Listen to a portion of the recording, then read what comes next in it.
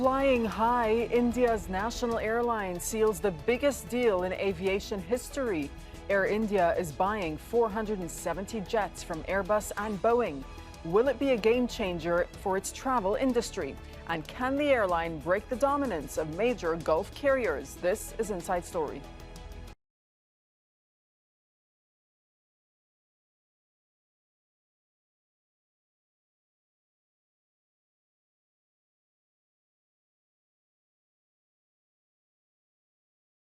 Hello and welcome to the program. I'm Dareen AbuGhaida. It's the biggest deal in the history of civil aviation. India's largest international carrier, Air India, is seeking to reinvent itself by expanding its operations and modernizing its fleet. It's reached a multi-billion-dollar landmark deal to buy 470 new aircraft from Airbus and Boeing, a record for the industry. The French President, Emanuel Macron, called it a new success and an opportunity to develop new areas of cooperation with India. The U.S. President Joe Biden echoed the sentiment, saying the Boeing order would support more than 1 million American jobs. Pavni Mittal has more from New Delhi. This is one of the world's busiest airports. Hundreds of planes carrying thousands of passengers fly in and out of New Delhi every day. India is one of the world's largest aviation markets and also one of the fastest growing.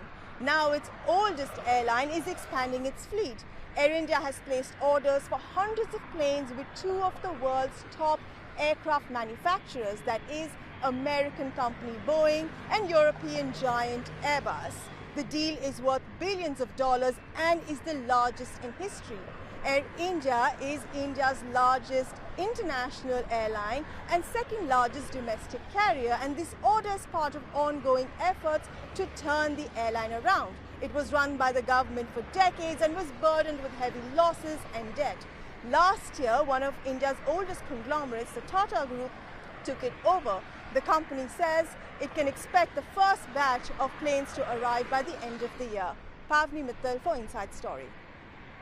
So the deals struck by Air India are part of an ambitious overhaul by the Tata Group. The country's largest conglomerate has ordered 250 planes from Airbus and another 220 jets from Boeing, and it's expecting demand to continue to rise. The new planes will be used to expand Air India's footprint and add more long-distance routes. Boeing projects passenger traffic in India will increase 7% annually in the next 2 decades.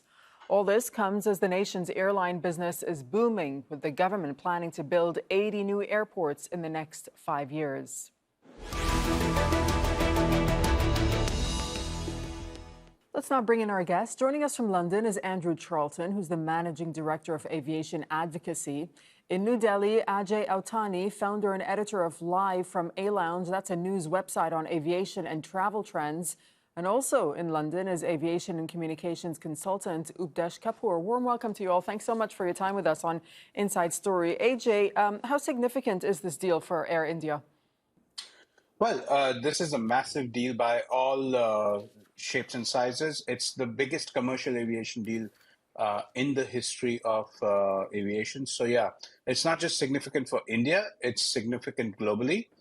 And with respect to Air India, this deal provides them with the equipment that they need for their growth plans over the next 10 years or so. So this will help them repair, replace the old aircraft that they've been operating, bring in a more modern and a more sustainable fleet, as well as, start more international flights to the US and Europe and other parts of the world. So yeah, this is going to be significant for them. Andrew Charlton, do you agree this order is a step in the right direction? Well, I think there's a few things to say. First of all, absolutely, it's the largest order in the history of the world. Secondly, it's the first order for Air India since 2005. So it's a huge replacement and refreshment of their fleet, which is absolutely necessary. And also, as AJ said, some of it is for short-haul flying, which both domestically within India, but also to the near countries around India, but also a significant number of aircraft that can fly long-haul to the United States, to the UK, to Australia, places like that, where they can get to the quite large Indian diaspora and which I think not only is it significant for Air India, it also changes the balance for competition in the region as well. Yeah, okay, all important points that we're going to get into shortly, but let me just bring in Updesh Kapur. What do you think? I mean, ordering aircraft, I suppose, is the easy part, but now comes the harder parts, and the success is not really a done deal yet. So how big a battle is it going to be for Air India to turn things around? I think, first of all, I'd like to say this is a big statement of intent by India, Air India, and the Indian government to actually support the growth of this airline, which has been stagnant for quite some time. What's really going to happen is, I mean, you've seen over the years how the Gulf carriers, Qatar Airways, Etihad, and Emirates have really shown their strength and their might. And all three carriers in the Middle East have been known to be carrying a lot of traffic from India. Probably over 60% of the traffic that goes to Europe and to the US comes over the Gulf. So there's a big market that Air India particularly has been missing out on, mostly because it doesn't have the aircraft, didn't have the aircraft, the way it was managed in previous years. But this is a big statement of intent to really take on the big boys in the Gulf, but it's not going to be instant. This will take some time. And I think one of the biggest things is this deal has actually injected a level of pride in Indian travelers, to bring them back on board to fly Air India. But as I say, it's going to take quite some time to actually overcome that sort of traffic flow via the Gulf and go direct to other markets. Okay, let's bring in Andrew. How challenging do you think it's going to be for the Air India to compete against those Gulf carriers, given their loyal base? It will be challenging, there's no disputing it, because you're fighting against three really high-class airlines and really high-quality airlines with a very established customer base. On the upside, though, just to pick up on the last point, 60% of the traffic out of India to many long-haul places goes with one stop over somewhere in the Middle East, Doha, Dubai, whatever. If you can start to offer non-stop services, then that's obviously better, and that's a direct improvement.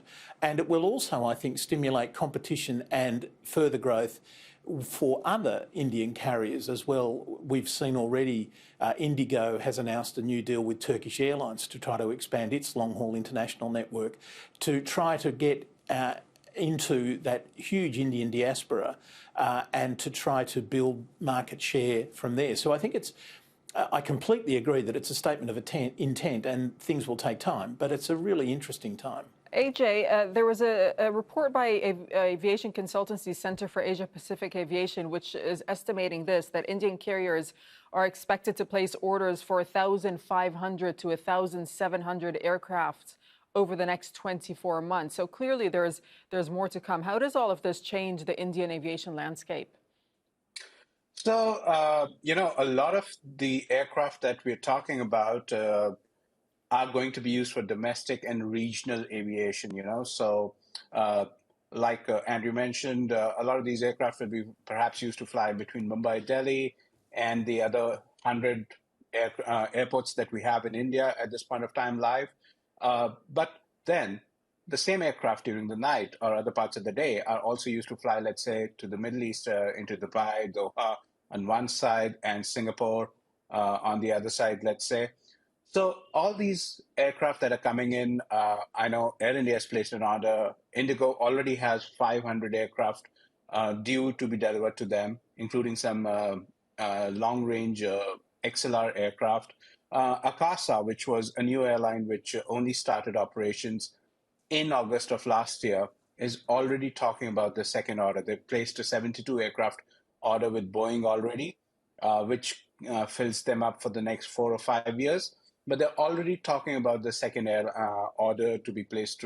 So yeah, a lot of these aircraft will compensate, will be needed to fly to a lot more new greenfield and brownfield airports that are being constructed in India right now. And hopefully some of these will also be used to kind of, bridge the traffic, let's say, to have people fly one hop via India into the Middle East or further down into Europe as well. But AJ, the airline will also have a bit of a challenge in terms of when it comes to modernizing its operations, right? Including software, maintenance, as well as systems for the new aircraft, correct? How big a challenge is that going to be? So, a lot of work has been going on in the background. It has been only 1 year since Air India was acquired by the Tata Group, and so Air India is now a privatized carrier. And what I know is there are all sorts of systems and processes that are being changed at Air India right now. So obviously, right from the software migrations to new software and new SOPs, Air India has talked about establishing an aviation academy, for instance, to be able to bring in more pilots, who will captain and steer these aircraft. So uh, it's a massive effort, and I think everybody who is anybody selling aircraft and software services in the aviation business has made a trip to India over the past 1 year, trying to convince Air India to sign up with them. And I guess some of that effort is already showing, but obviously it's a 5 year turnaround plan. So we will see a lot more things change as time passes by and as those efforts start to kind of, show up. For instance, Air India is already spending $400 million. They've committed to spending $400 million to kind of, modernize the other aircraft that they already have in the fleet, the 787s, the 777, and so on. Right. Updesh, are you optimistic that the Air India can improve its service? Because some reaction that I've seen, at least, is that critics say the product remains below sort of industry standards and expectations. Look, at the end of the day, you're making a huge investment in new aircraft, in refurbishing your interiors of existing aircraft. And there's a 5 year plan, as Ajay just mentioned. There is this plan called Vihan AI Air India, which is a 5 year transformation plan. Nothing can be done overnight. So give them some time, please. At the end of the day, we have an airline here that's had a long history of substandard service, mismanagement for decades. Tata's come in a year ago, 12 months ago, to really put things back on track. And as I mentioned earlier on, there is a statement of intent. They are going to make waves, certainly going to make waves, and they want to become a global carrier of choice. That's the ultimate objective. That will take time. It's not overnight, as I mentioned. So I think there are a lot of skeptics here, a lot of cynicism, but I'm very optimistic. I think this transformation program is the right step following the purchase 12 months ago. They've got a new CEO, new managing director, Campbell Wilson, who's come in from Southeast Asia, a long history of running airlines, low cost and full service. So they've actually brought in talent to reinvent the airline. And I think, let's give them a chance and let's let everyone get behind them, particularly the Indian diaspora. But one other thing I have to say is that in today's world where you're looking for connectivity, great connectivity of flights between different destinations, this is what Air India wants to do. Really beef up its domestic operations so that it can then feed its international services. But wouldn't you say that they are still really, really lagging behind, Updesh, at this point? And also, I'm glad you bring up the transformation plan, because the transformation plan is being kept somewhat close to their chest. What details do we actually know about that transformation plan? About the transformation plan is that changing the processes internally within the airline. There are a lot of processes that need changing. They're looking at new service standards, whether it's catering, whether it's how the engineering works are carried out on the aircraft. The technical side, which Ajay talked about, the IT infrastructure, communications, marketing, sales, network optimization. Right now, their network is not optimized. I'll just give you an example in terms of what their operation is like. For example, in the US, they have 47 flights a week into the United States from Delhi, Mumbai, and Bengaluru to 5 gateways in the US. Now, they really need to beef up that network to cover other places like Kolkata and Chennai into the US and also Europe as well. 47 flights a week, as opposed to Emirates, for example, which has over 100 flights a week from Dubai into the US to 11 gateways, more than 11 gateways. That's the big difference. Dubai is a small market, so they're taking that chunk of traffic away from India. So what Air India is trying to do, it needs to build up that level of confidence with the order of the new aircraft. They can open up new routes, bilaterals permitting, and really make a go for it. So service will have to improve at the end of the day as well. And that there's a big task force internally within Air India looking at service, looking at how they market their operations, looking at how they sell their operations, look at the distribution assets they have in terms of who do they sell through, travel agents, online, direct, the website. Their website still has a long way to go to improve that level of service. But the task force, there's a number of task forces within that transformation program that are looking at different areas of the business. Okay, let's bring in Andrew. Andrew, what about the actual infrastructure? Does India have the adequate infrastructure and capacity to handle a large surge in passenger traffic? That's a fantastic question, a really complicated question. Can I just pick up on the last point, though, a little bit? I think we've got to take some comfort from the fact that the transformation started a year ago, and it's only now that the aircraft order has been placed. It indicates that perhaps they're putting the horse before the cart, because it's important that you get all the internal things right, and you certainly get them planned and mapped out before you throw a huge number of new aircraft at the market. And yes, you're absolutely right. The infrastructure question is a really vital one. But what's really interesting in that, I think, is that India has not pulled its weight as an aviation market, has not pulled its weight in the way that really it ought to, and really we can expect it to. Geographically, it's in a fantastic location in terms of linking east with west. It's got a huge domestic market, obviously. It's got a huge diaspora market as well as a huge tourism market. India should be, and the market is growing, it's young. India should be a really strong aviation player, and it can't be a strong aviation player when 60% of its traffic is being carried by carriers outside of India. So yes, this is a statement of intent. Yes, it clearly wouldn't have happened without the full support of the government. And you're absolutely right. Infrastructure is going to have to continue to grow and to continue to develop so that the entire system can work across. But it's sort of a chicken and an egg thing. Unless you've got the infrastructure, you can't have the aircraft. If you don't have the aircraft, you don't need the infrastructure. So this will really put the acid on everybody. But I actually think if it comes off, it'll be absolutely fantastic for India. Okay, let's bring in AJ from New Delhi. Talk to us about the infrastructure and India's need to improve the infrastructure. So, guys, as we speak, there are already, in the past 2 months, we've had a new airport come up, which is in the state of Goa, which is already starting to handle a lot of domestic flights and is slated to start opening for international flights soon. There is a new terminal that is launched in the metropolis of Bengaluru, and the two biggest gateways in India, which is Delhi and Mumbai, they're getting second airports. The construction is on, 25 to 30% of the work is done, and I think in the next 1.5 years, we will start seeing them going live as well. So as these aircraft come in, we are actually working on the airport infrastructure as well. And these are obviously new modern airports with minimum connecting times being reduced and optimized for international traffic flow. The Delhi airport, which is already existent, is also working on a 4th runway right now, which is due to go live anytime in the next 60 days, I believe. So, yeah, the infrastructure is also the airport infrastructure is being parallelly worked upon.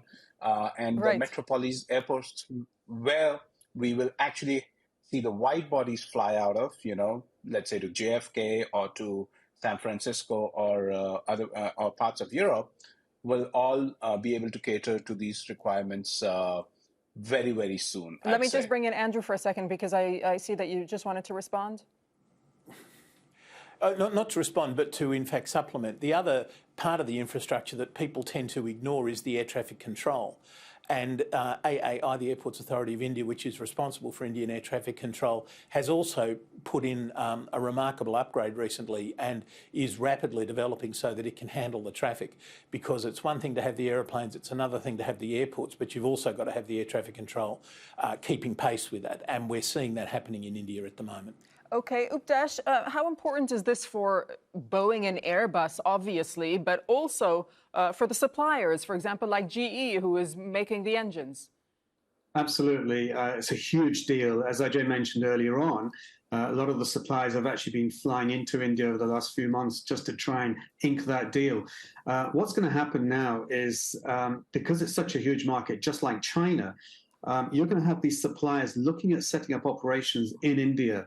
Some of them already have operations, but they're going to widen it. And obviously the supply chain as well, whether it's the nuts and bolts and the windows or the tire, the wheels, the axles, whatever. I mean, there are so many options, so many options available. And I think that's what's going to happen more and more over the next, in fact, so a lot of these suppliers are already looking at India as a destination, as a place to actually set up manufacturing plants to improve that supply chain. So for Boeing and Airbus, this is a massive deal, and for the suppliers also.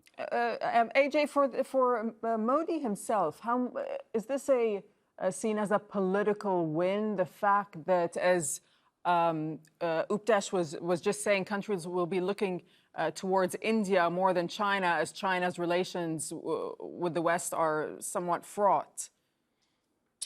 So you see, it was a deal that had the president of France and the president of the United States, announce it. So obviously the scale is massive of this deal. What is going to be the focus for the Indian bureaucracy and the administration is going to be to try and get as much benefit out of this for Indian domestic manufacturing as well. Now, one of the things that is usually ignored is Airbus manufactures parts of their aircraft in India, which are fitted up on every A320 or A321 that flies around the globe right now. We don't talk about it too much, but yeah, it's manufactured in India. The doors of the aircraft, I believe, to start with. Right, So, but for Modi himself, yeah. I mean, is he succeeding here in leveraging India's sort of geopolitical position and economic promise to maintain good relations with the U.S. and its allies? What's the political message that he's sending out? So at the point of time, there's no political message that has been sent out, apart from the fact that, India is an economic superpower in the making. And obviously, it helps everyone to be on the right side of India and deal with India in an appropriate fashion rather than as a pushover. Andrew, do you agree with that? Modi is accused by some of cracking down on dissent more recently. Is this a way to sort of distract from these accusations?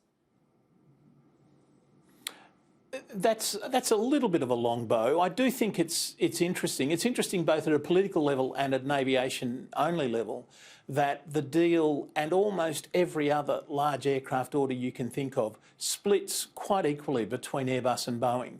From Modi's perspective, to be able to keep America on side to make an announcement with President Biden and then to make an announcement with President Macron as well, will not do him any harm and will not harm India in the eyes of Europe and in the eyes of America. So from that perspective, it's always good. But an aircraft order of this size has very frequently seen the president get wheeled out and to smile for the cameras.